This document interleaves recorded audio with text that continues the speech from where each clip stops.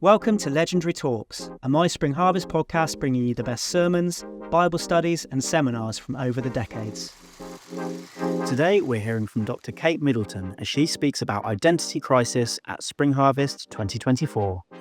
This theme is, obviously we're focusing on this issue of mental health, and I'm aware that this is a huge topic for us to tackle, and it covers a really wide breadth of issues, from the day-to-day challenge that we all have of managing our own emotionals, our own reactions, particularly to life's challenging times, right through to something which is much more about clinical illness, psychiatric challenges, and a type of difficulty that is really quite different.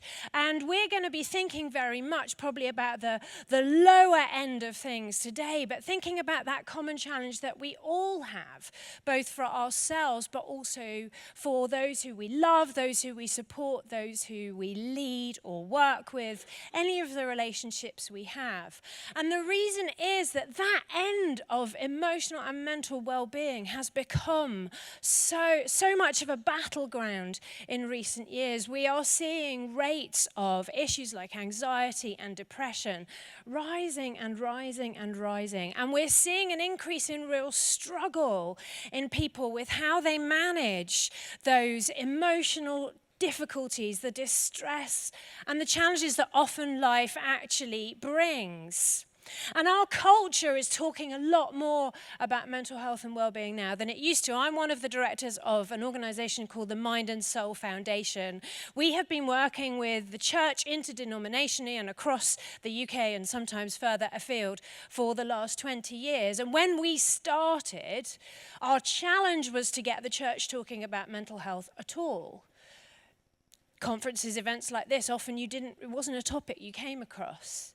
Over those years, the church has started to explore and talk about this much more, but so has everyone else, because it has become such a big challenge. The question is, though, whilst it's great that we're talking more, what are we talking about? Are we talking about the right things? Are we directing ourselves towards something that's going to lead to health and release people and enable them in the midst of difficult times? Or are there concerns that we should have about the conversations we're having? It's something I felt very strongly for the last maybe 5 years in particular, and we're seeing this started to come out now in the conversations around clinicians, around experts in this field. You see, the problem is that negative stories spread amongst humans.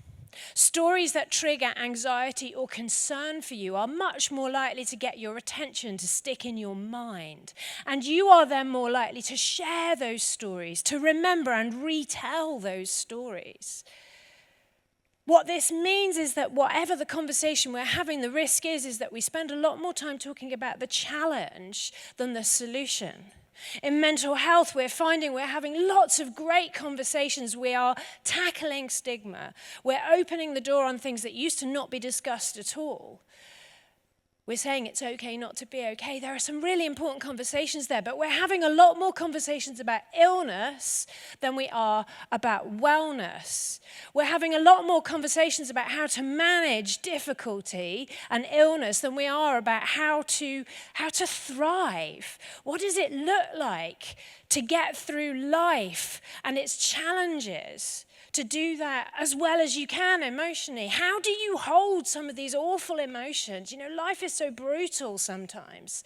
How do you deal with things like disappointment, disaster, distress?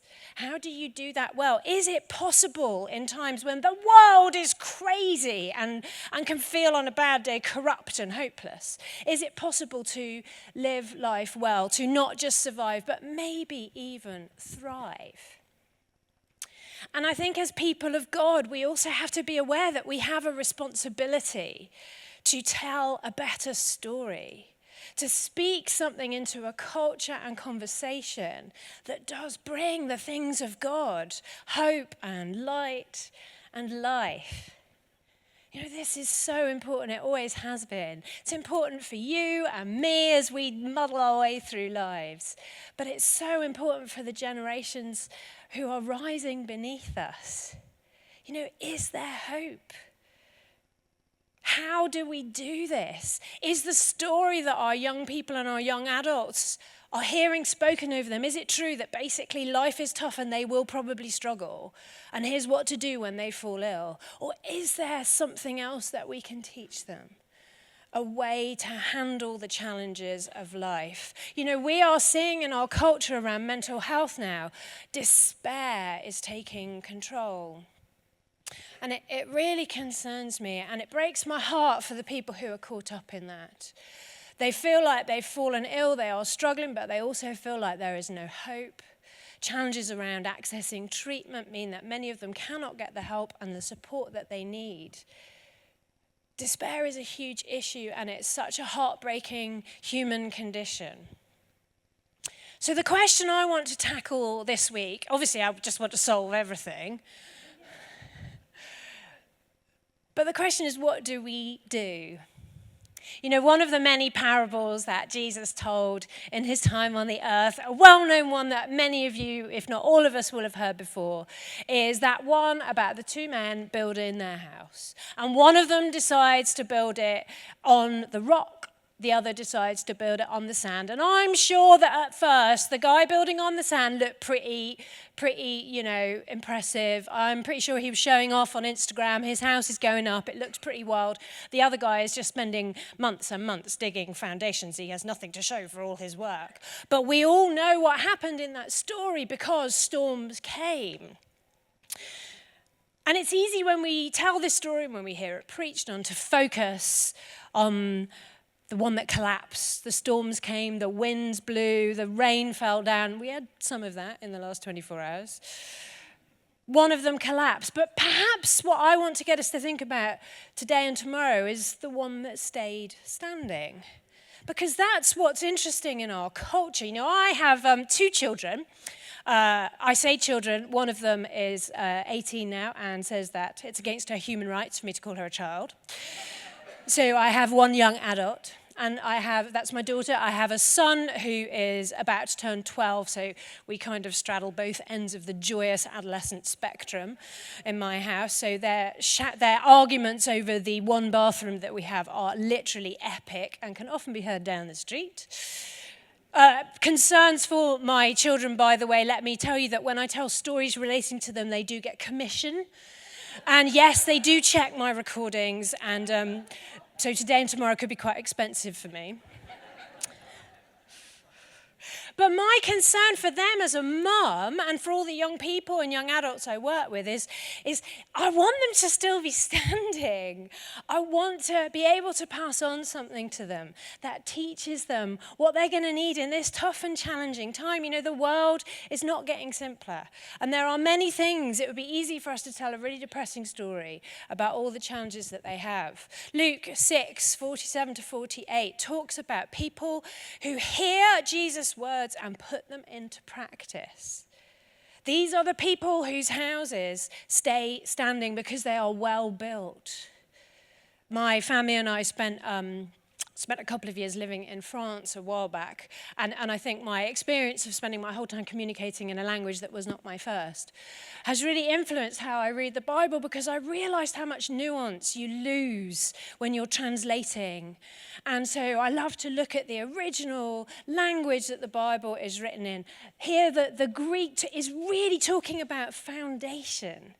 Putting things into practice is about what do you build on. In the language that's used, it's carrying on that illustration of building something that is strong, that can take life's storms.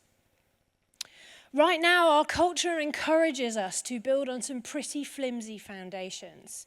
And as a result of that and other things that are going on, because the world has been a little complex in the last few years, we are seeing the rates of emotional ill health soar. What I want to do in this session, and then we've got two more.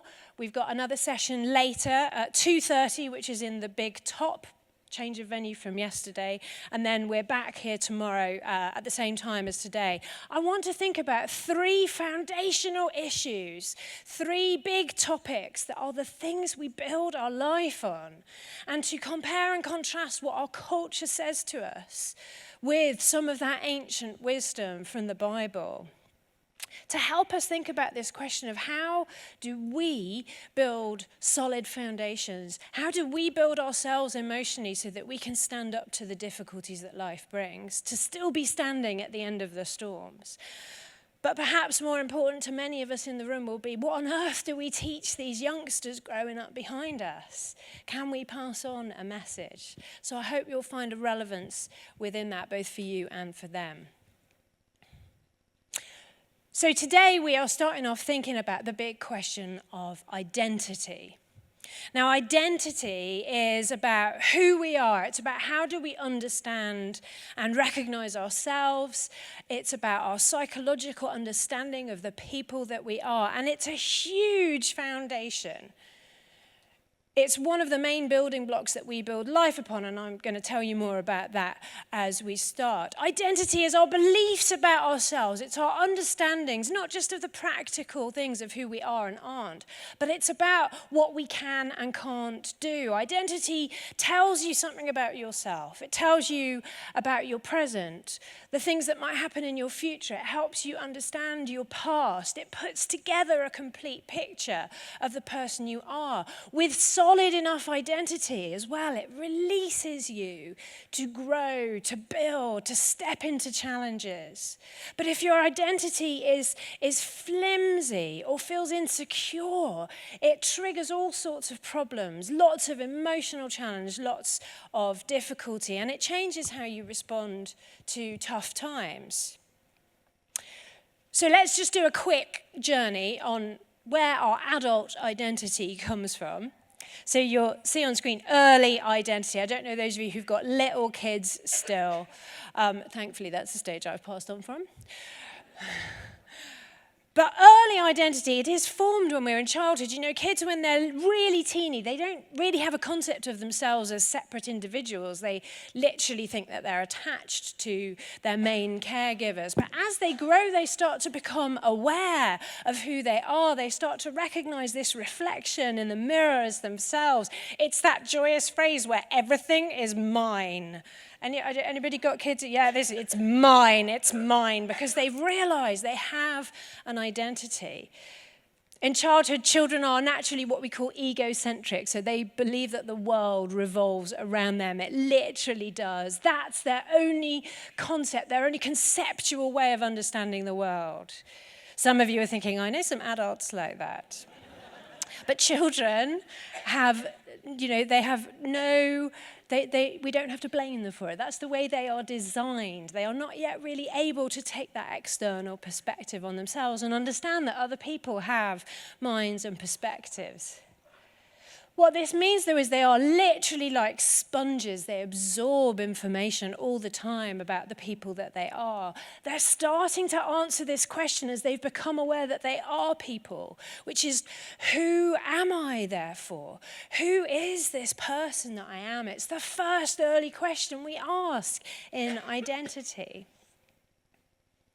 They take these basic messages on board that largely come from adults around them. It's a bit like the outer casing of Trivial Pursuit. Any Trivial Pursuit fans in the room? I recently introduced my kids to this game on a very rain-soaked holiday to the Lake District. They'd never played it before, and their general consensus was that this is a terrible game and a very bad idea, and why on earth does anyone play it? Possibly because they lost. Don't worry, we would let them have the kids' questions. We're not that mean. But your early sense of identity is a bit like the outer casings on those games pieces. It's the framework. You're going to fill in the gaps later. But there's an early understanding of who you might be, who you are, your strengths, your weaknesses, how the world responds to you, all of those sorts of things. Then, of course, kids come out of this egocentric haze of childhood. They hit early adolescence. Buckle your seatbelts, folks. It's starting, because they have suddenly realized the rest of the world actually exists and it has opinions on them. So early adolescence is very much as they emerge from this egocentric phase about the panic of, well, what do people think of me then? And how do I compare to those other people? Am I normal? Early adolescence is the phase where kids, they operate in groups, they have big gangs. My son is a classic example of this. He has his crew. They all need to look the same, think the same, act the same. If I ask my son what he thinks about anything, he cannot answer until he has gone on social media and checked with his friendship group. Well, he's not on social media, but, direct messaging. That's normal. It's part of this phase that they're in. It's difficult in this stage to stand out. You already feel like you're in the spotlight. Being different is tough because the ideal is that you fit in with everyone else, so in that comparison, it's quite reassuring. Embarrassment is the big thing in early adolescence, isn't it? I remember my daughter, when she was much younger and she was in this phase, she had home ec, or whatever they call it now, at school. She was cooking and she forgot her ingredients. So she'd gone off to school and I was going to work, but my husband was working from home that day. So he's like, don't worry, I will get on my bike and I'll go up the road and I'll catch her up and I'll give her the ingredients. I'm like, great, problem solved. He sends me a message like half an hour later. He's like, it's so weird. I went up and down the road and I was calling and I was looking for her. She just wasn't there. And he's like, she must have walked really quick. And he's like, anyway, I took them into reception. They said they'll give them to her. Later, I says to her, what happened? Dad went up the road with your ingredients. He was looking for you. He was calling. She's like, I know. She said, I had to hide in a bush.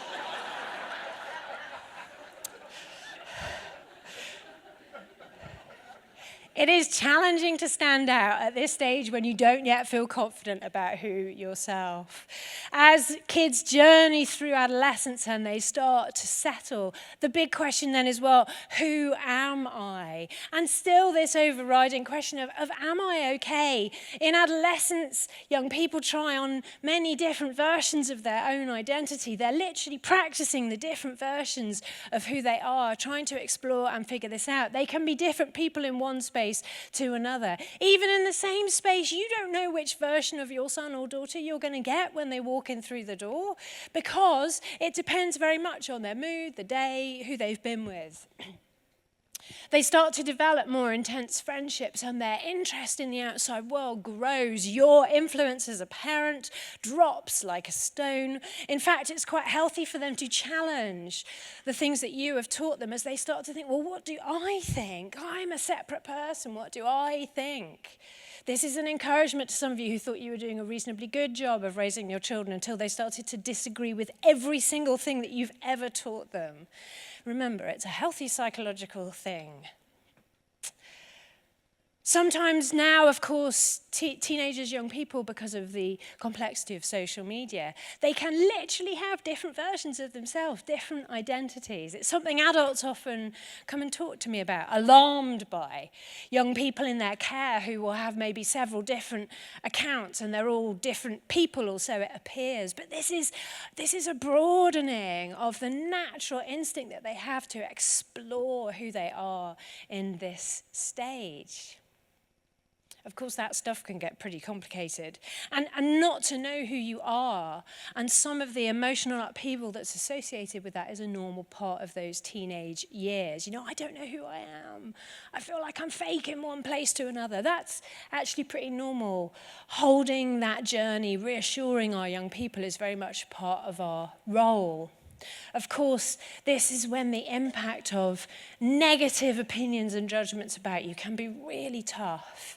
So particularly, we know the impact of bullying in this season can have a massive impact because it's when our adult concept of identity is really starting to form. So if you have negative things to hold as part of that, it's a really difficult struggle. It doesn't mean that people are doomed to have difficulties, but it does mean there's going to be some extra stuff that they've got to work through and process. So we finally come out of adolescence. Woohoo!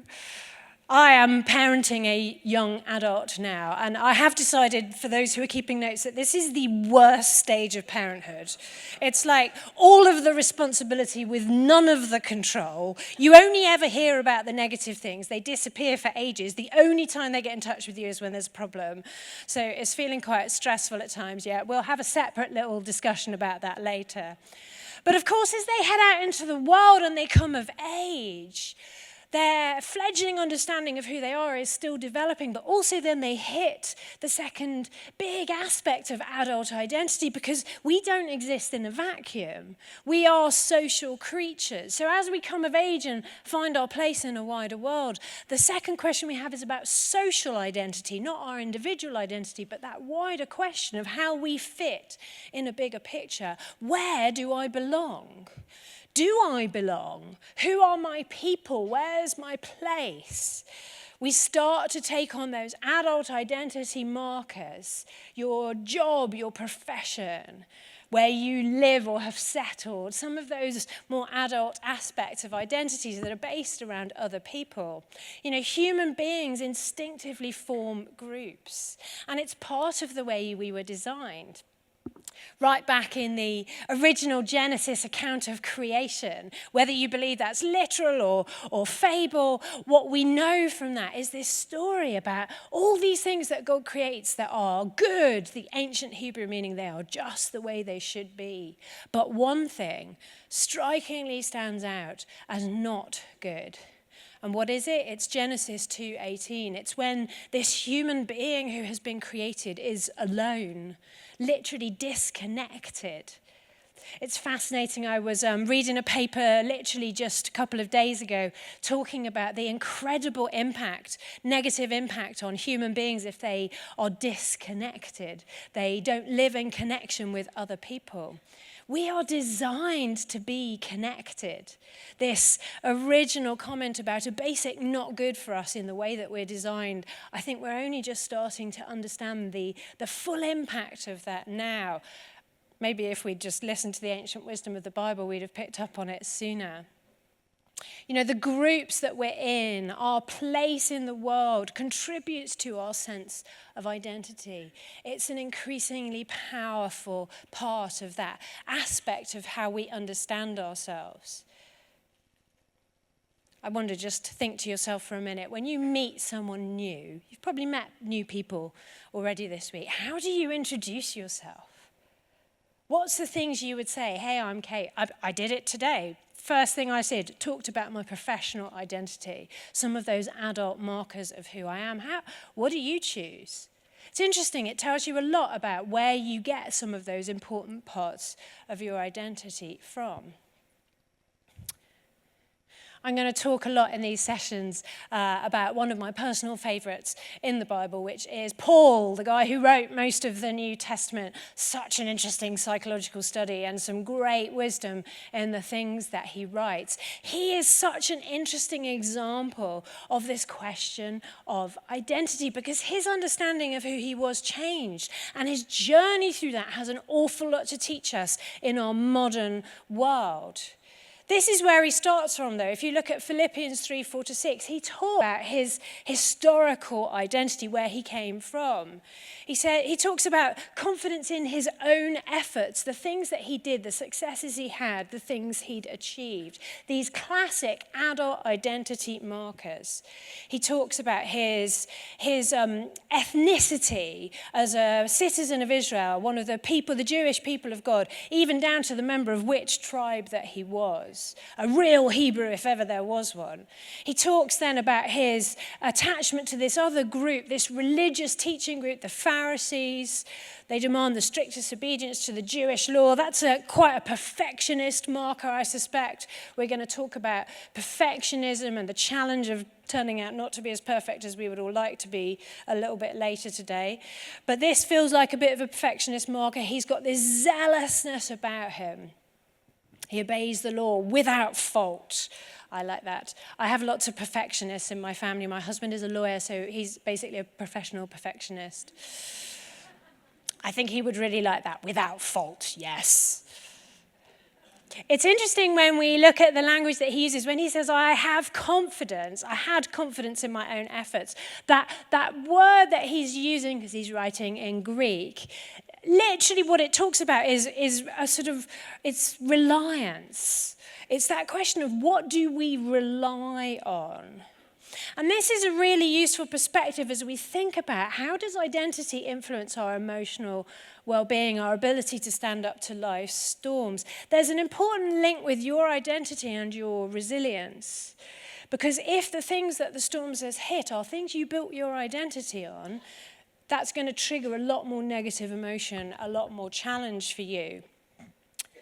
But beyond that, there's a more global understanding that we develop as part of our identity. It's something that psychologists call self-efficacy.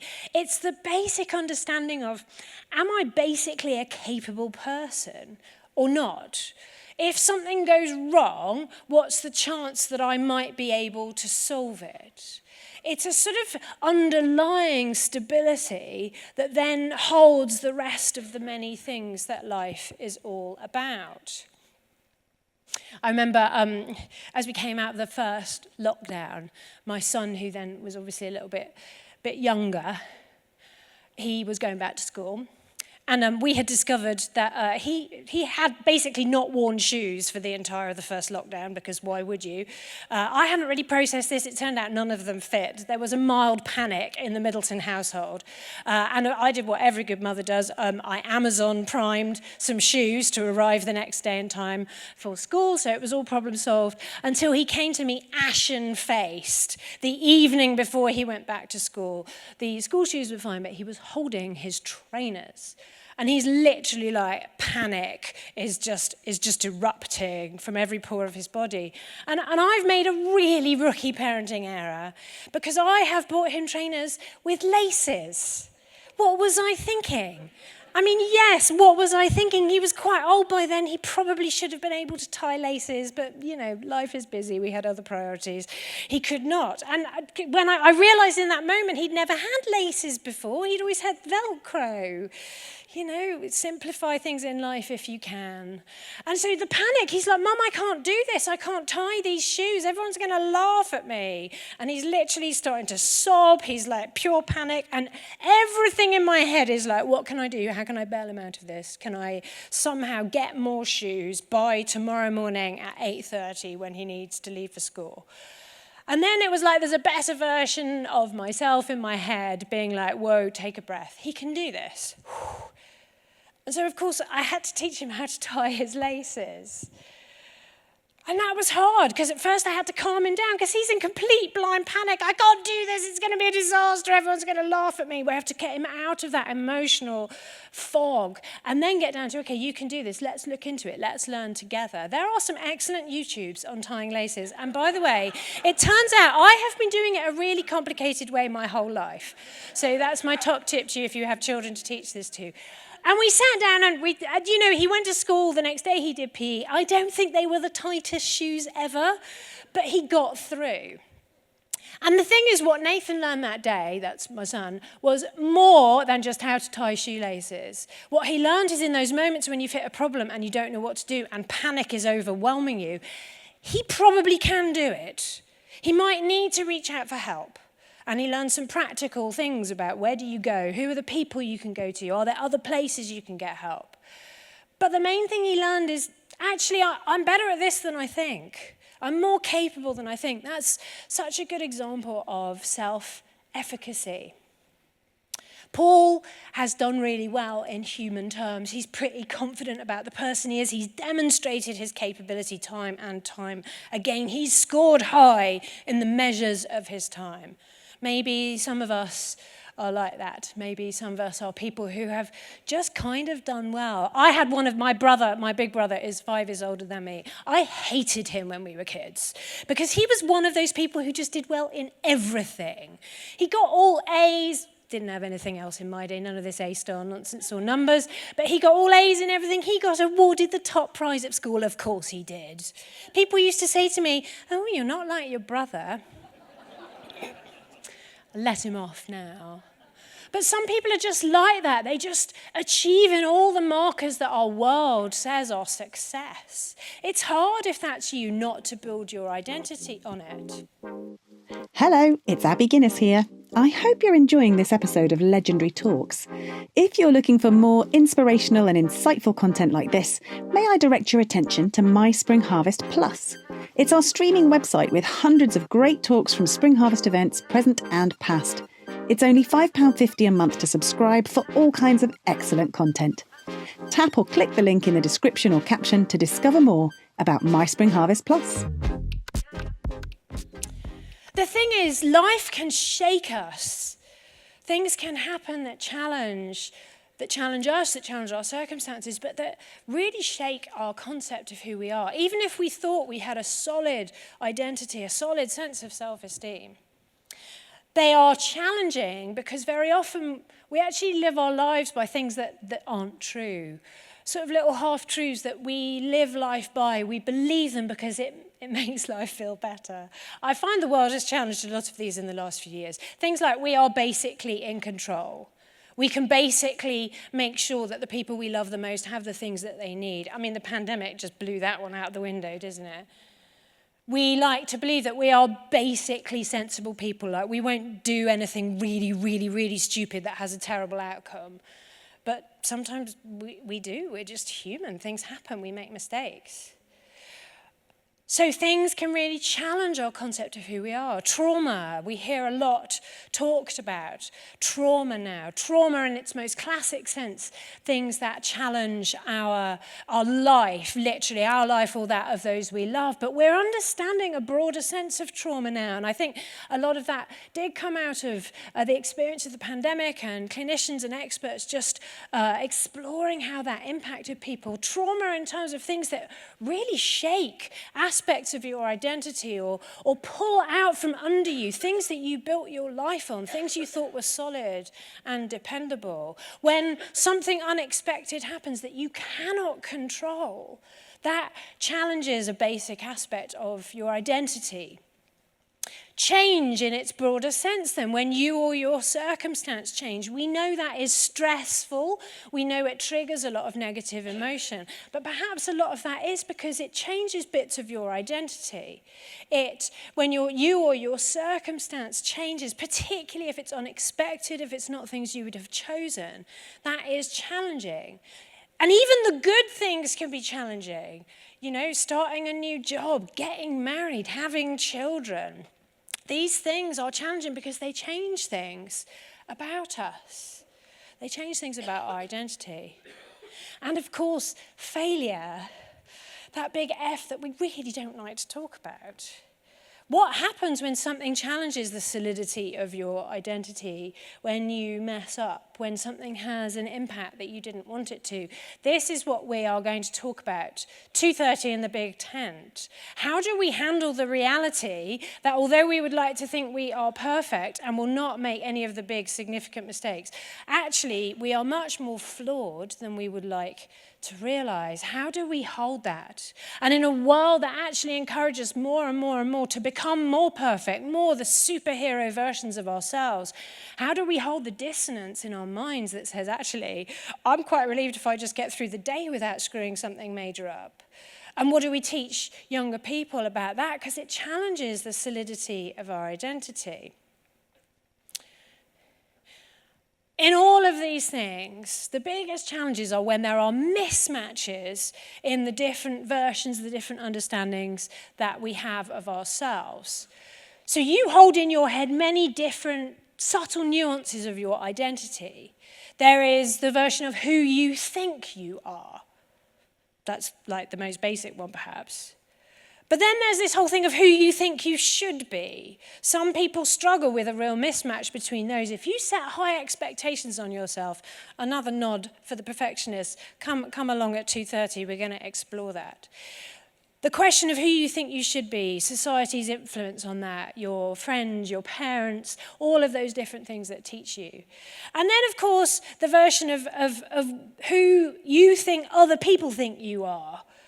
And who other people think you should be. Where there are clashes, where there's dissonances between other people's expectations. These things can challenge both our personal identity, but also our social identity. If we dig through Paul's many letters, we can see that over his journey with the Lord, he has really explored and reflected on his own understanding of who he is. Look at this from 2 Corinthians 3. This is a section in that letter that he writes. He says, are we beginning to commend ourselves again, or do we need, like some people, letters of recommendation? Such an interesting recognition of two very powerful aspects, not just of our identity, but of our own sense of needing to prove something. We have to commend ourselves.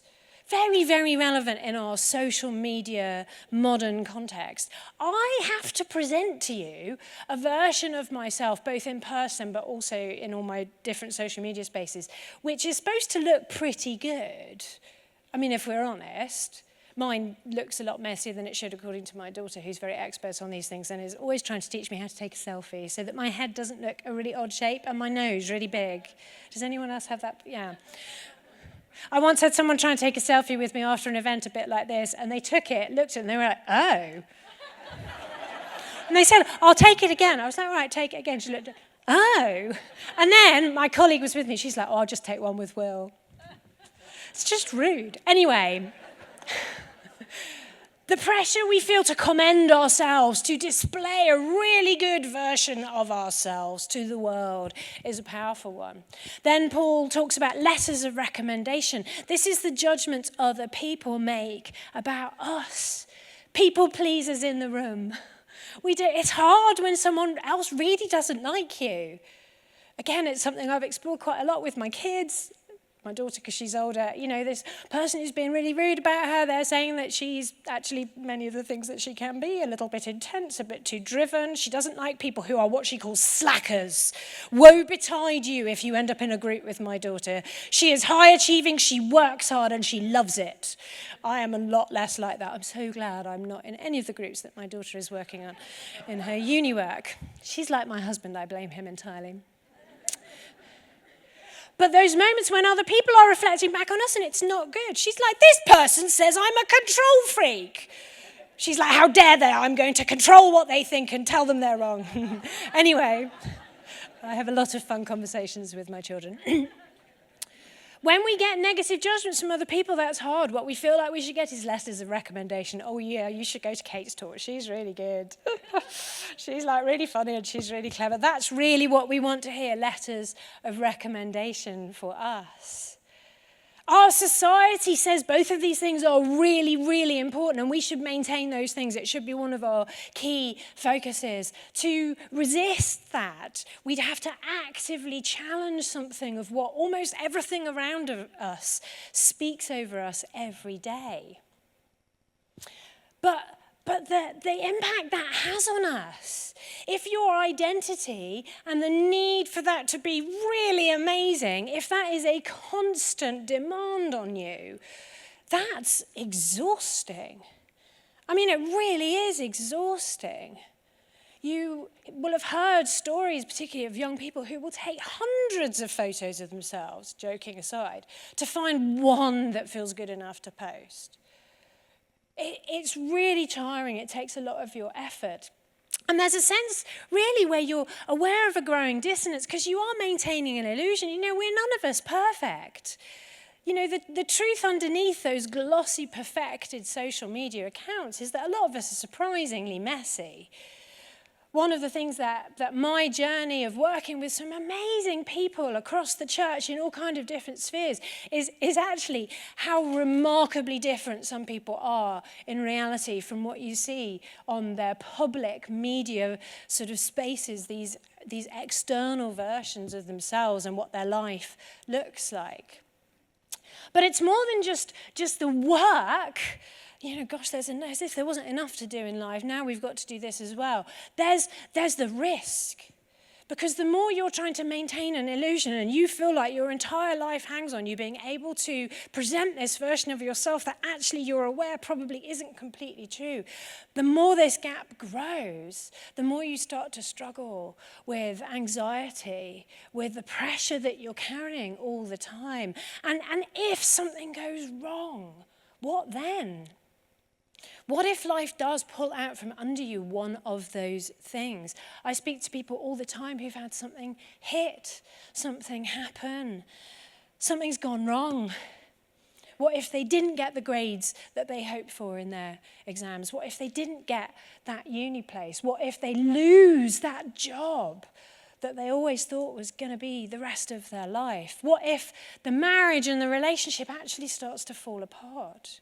What if their plan to have these 3 beautiful kids doesn't come about because suddenly they hit infertility or other illness challenges? What if they have to give up work?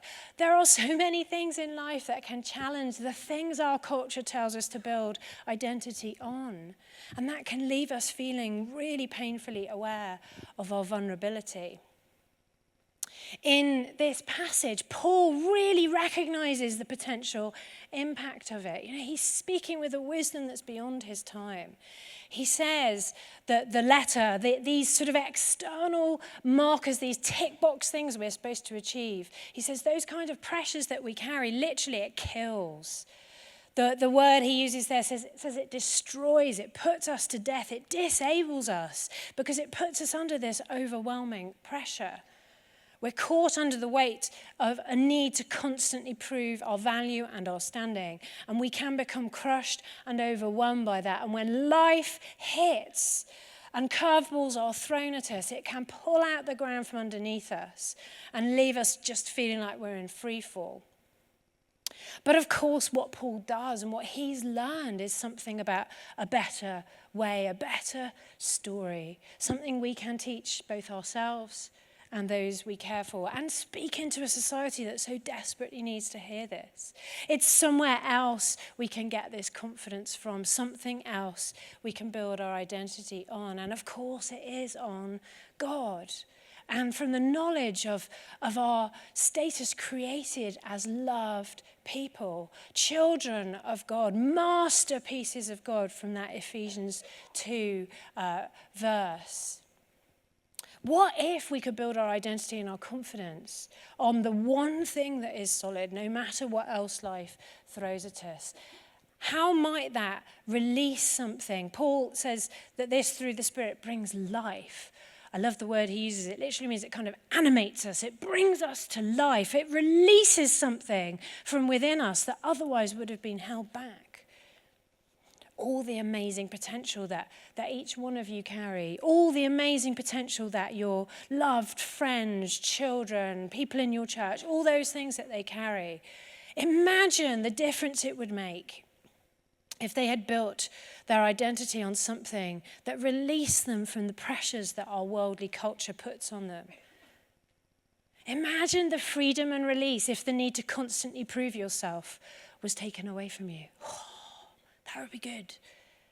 Imagine if you no longer had to be anxious about your failures or whether you had made it and been successful in this world. Imagine the relief about other people's judgments about you, or corrupt systems impact you, or the impact of discrimination or bullying or any of those other things. Imagine if that didn't dictate who you were and how you understood yourself and your value. Sounds like a pretty good way to live, doesn't it? It's what I want my kids to build their life on. I want to be able to pass this on to them. It's not easy. But I want to talk to you about 3 things that Paul draws out about how we do this, therefore, things for us to reflect and to ponder. And this does very much go in hand then with our next session, thinking about how we manage failure and our own flaws. So the first thing is that we need to recognize this is a process. It's a journey. We love saying things are a journey these days, but we don't actually love a journey. What we really want is just to do it in a step and then it's done. We like binary things. You're either well or you're not. You either succeeded or you didn't. It's either done or it's not. We just like a jump. We just want to take ourselves from here and jump into the perfected, completed, it's all done with box. But life doesn't really work like that. We are all on a journey in terms of our own understandings of ourselves, our understanding of the Lord. The world and creation is on a journey, which is throwing out some big challenges for us right now at the stage and phase that we're in. Look at what Paul writes again in Philippians 3. We're going back to Philippians 3. He talks about how his journey has developed from this place where he found his confidence very much in those external cultural markers of success and identity. He says whatever used to be gains to him, he now considers loss. In fact, he considers them garbage. He's kind of thrown them out. Like, I've realized these were completely rubbish. Because he has gained something so different. He has gained Christ. He now recognizes that he can be found in him. Where do you find yourself? Again, such a pressure on us culturally now to find yourself. Go off and have these experiences where you discover the person that you are, these great existential moments. What if your finding is nothing about what you have to do? It's just about realizing you were always already found in Christ. I love what he writes there. He talks about the surpassing worth of knowing Christ Jesus my Lord. The word that he uses there, this isn't like a head knowledge. This isn't something he sat down and studied in a book, reading the scriptures. This is a word that encompasses a type of knowledge that you can only get through first-hand experience. It's knowing something the way that I know my kids or my husband or my friends. It's something I've gained through experience, through journeying with them, through getting to know them really, really well. It's not just a head knowledge, it's a heart knowledge, it's a gut instinct. I know them. And Paul has this knowledge of the surpassing worth, the knowledge he has of God. And it's changed his life.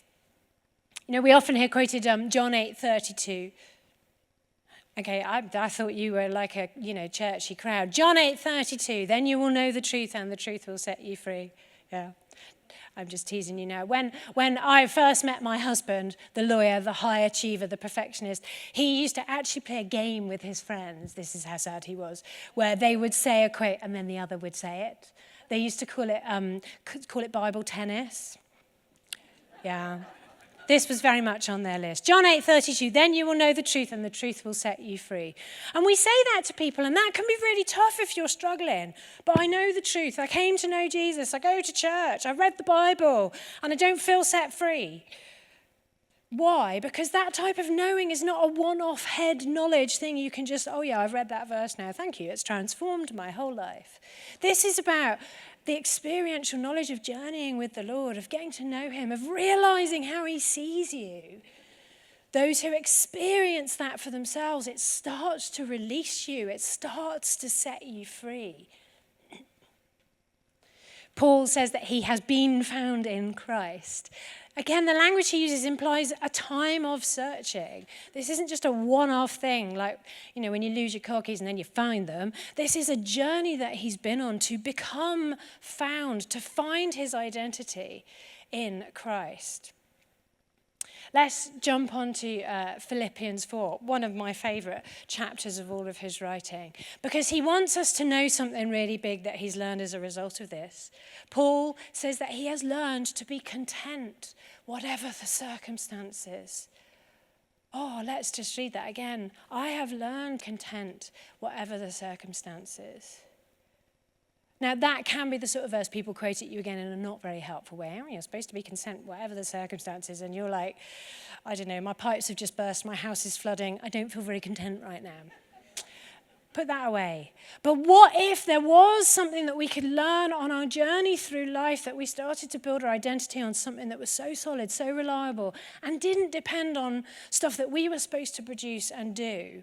What if we could learn this underlying contentment, this security?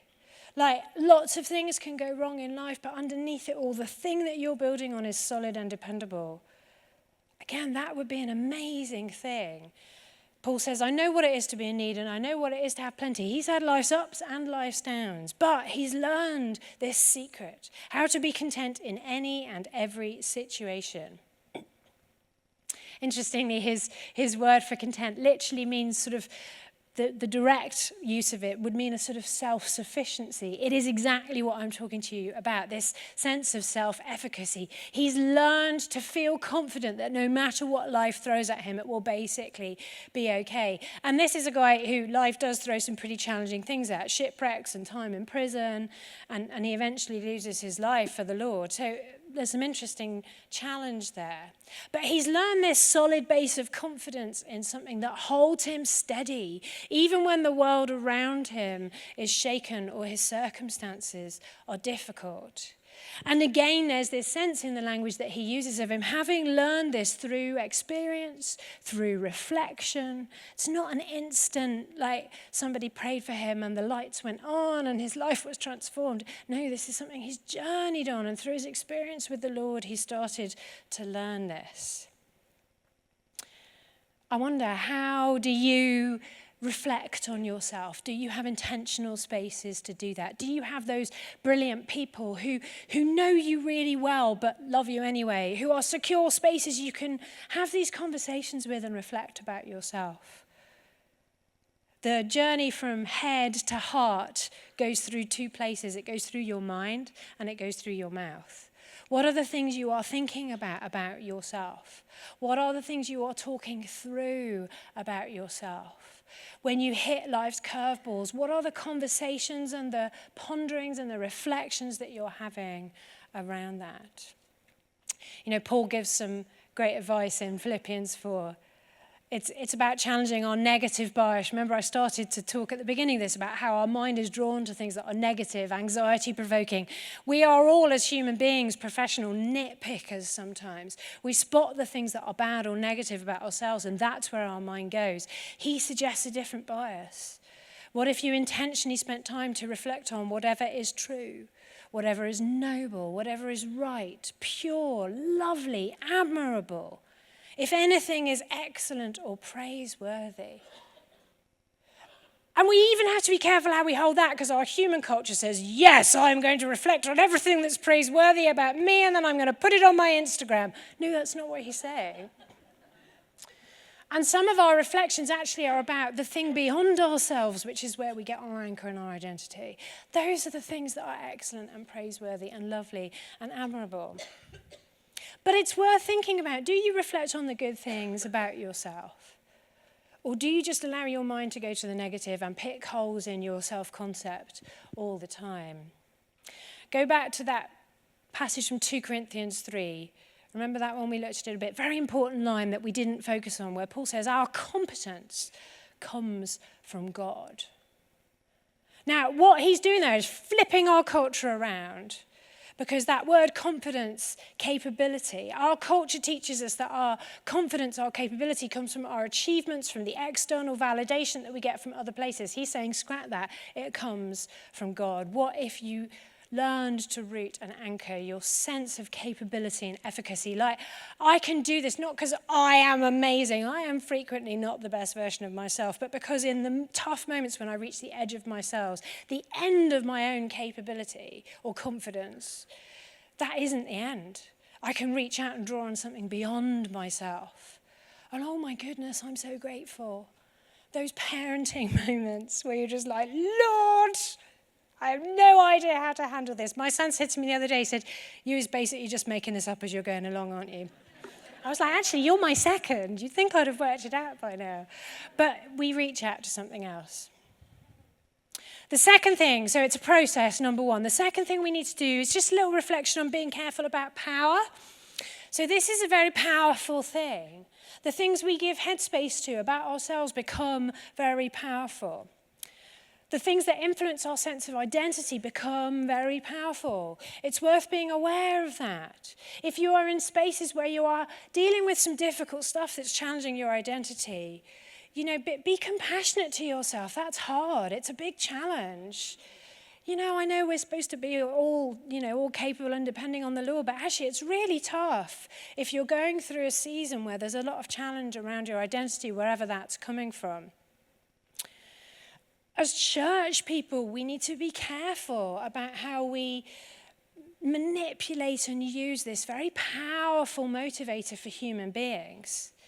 We're very fond of family language in church spaces. Welcome home, welcome to the family. We do that from such a good intent.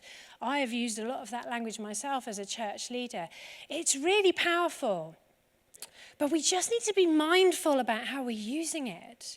Because particularly to those who are vulnerable, it's really powerful. Our natural human yearning, our need to belong. Some of us came from family backgrounds that were stable. You've got this sort of root foundational sense of belonging. But many people didn't. So to be drawn into a space that is offering this is incredibly emotionally powerful, and particularly to those who are most vulnerable. We just need to be careful we're not promising something that actually we can't really provide. And we need to be really aware of how powerful that language is. I work a lot with people who are deconstructing church, who are working through disappointments, devastation, damage that the church has done. And this comes up a lot. They said they would be my family. So we need to be aware of this, and I think it's something we need to explore a bit more. Particularly in big churches, you're sort of 300, 400 people, and then the people on the stage say, we're family. It's not going to work, is it? Because family is really a smaller space with a much smaller group of people. The risk is that what we do is we create this central, idealized little family that everybody has this desperate yearning to be part of. It's a very powerful psychological power structure. And we just need to be careful about that. We need to be careful around markers of social identity that present themselves as positive, but actually might not be. And we need to ask some important questions. The mental health culture is a really interesting one. And as I say, there's loads that's really good about that. Loads that's really good about us in the church and external to the church becoming more mental health aware, exploring how we support people who are unwell. But what we're seeing, and I do a lot of work with schools leaders and youth workers, is a culture that's growing among young people where that identity marker of being ill, being struggling, having a mental health problem is becoming incredibly powerful. We need to ask questions about when are these things, remember Paul's thing, does it destroy or does it give life? Are these things enabling or are they actually disabling? Are they releasing potential? Or even though they feel good and they feel like they're helping, are they actually limiting people? I get young people come to me and say, I would love to do this. This is my dream for my life, but I can't do it because I have anxiety. And I'm like, mate, we all have anxiety. It's what it is to be human. Let's talk about why that's such a struggle for you. Let's talk about, are there some things we can help you to hold you and manage your anxiety better? Are there some things that are making you particularly vulnerable to that? Let's talk about good treatment, good support, all of these things, because your dreams are so important. That potential that is within you is so important. Every individual who God has created, so valuable, so precious. Let's make sure that the identities we're speaking over them release that. There's a great quote. There's a guy called Jonathan Haidt who's a social psychologist, and he's become very prominent recently because of various books he's written. He's just written one on the anxious generation, which you might have seen in your Sunday newspapers. This is actually a quote from an old book that he wrote. But he says, the more you separate people and point out differences among them, the more divided and less trusting they will become. The more you emphasize common goals or interests, shared fate, common humanity, the more they will see one another as fellow human beings, treat one another well, and come to appreciate one another's contributions to the community. Pauli Murray expressed the power of this principle when she wrote, when my brothers try to draw a circle to exclude me, I shall draw a larger circle to include them. I love the countercultural challenge there. In a world where our markers of identity have started to become walls, where that human tendency to retreat into our groups, magnified by a sense of threat and pressure and some of the difficulties in our world right now, means that we retreat into our groups and then we basically shout at one another I mean, don't go on Twitter if you don't want to see that happening. But we need to be really careful about that. These things can feel good, but their outcome may not be. What does it look like for us as people of God to speak something different, to speak something better? So 3, therefore, is we need to watch our perspective. You know, there is only one stable thing to build our identity on, our life on. If we go back to Philippians 3:13, Paul's great phrase, I can do all this through what? Through my brilliance, my skill, my professional qualifications. Here's my bio, check out on my website for more info. No, through God who gives me strength. His identity, his validation, the things he draws on in tough times, they all come from outside of him. And we see him write elsewhere about how the old markers of human identity that can push us into those little groups that fight against each other, things like ethnicity, gender. There are many things now in our modern culture that can do that. Our opinions on certain things, our background, our income, our socioeconomic status, our sexuality, whatever it is. Paul says, in God, everyone is drawn together. Just like that quote, it's like we've drawn an even bigger circle that says we are all children of God. When we anchor our identity in God, because it's bigger. God is bigger and better than all of those things. It changes everything. It's a total turnaround of our cultural story on identity. We become strong not through our own strength, not through some kind of magical thing that happens, maybe when we become a Christian or when you come of age or get your degree or whatever it is, where you become a superhero. Gosh, I used to think that happened when you became a parent, and it's just been so disappointing. Not through a belief in our own superhero status, but through our focus on something supernatural, something beyond ourselves, something better than ourselves.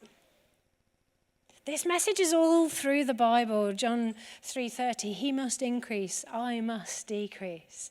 That challenge of how we change where we anchor ourselves. What is more important? We are going to talk more about that. 2:30 today, if you want to talk about the reality of being flawed and how we flourish in the face of recognizing that we are not perfect. I would love to share lots more wisdom from Paul on that. But for now, let's just take a pause as we draw this session to a close. And I want to pause on Paul's words right at the beginning of Philippians 4, it's verse 1, because he says, stand firm in the Lord in this way, dear friends. So you might just want to close your eyes in this moment, or just rest in the Lord, however you feel comfortable. You might want to hold your hands out if that's a practice that you are used to, just as a sign of your openness to receive from the Lord. Do however you feel comfortable, though. And I just want to ask you this question. What influences your identity? When you introduce yourself, what do you tend to say? And the question is, do those things bring you strength? Do they release something wonderful, potential, confidence, joy, the things of the Lord in you? Or is there something there that actually, can you feel already that little anxiety spike in your stomach, that little nag of imposter syndrome, that what if people realize? Do those things suck life from you? We want to hold them out to the Lord today. So, Father God, in this moment, we thank you for your presence with us. We thank you for the truth that in all the challenges of this world, all the storms and curveballs that life throws up, we can root ourselves in something stronger, something stable, something beyond all of those things. We thank you for the reality that each and every person in this room and everyone we represent here, all those people we carry in our hearts, they are loved children of yours. You know them intimately, you created them, you adore them, not for what they do, but just for who they are. We thank you for your word that teaches us that this is an anchor for our soul.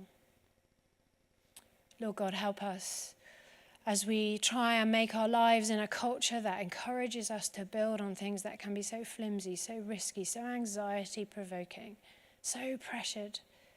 Help us to find the secret of being content, of resting in your presence and the love you have for us. And I pray right now just for a moment of rest as we breathe out, almost just a sigh of releasing that pressure that is on us, and just sit for a moment. Like maybe we sit under the warmth of the sun, just feeling that sense of your love, our rooting in you. Lord God, help us to build our identity on that. And may we release potential not just for ourselves, but for a world that so desperately needs to hear a better story. Release in us the ability to become light carriers, change bringers, hope bringers. In Jesus' name. Thanks for listening to this episode of Legendary Talks.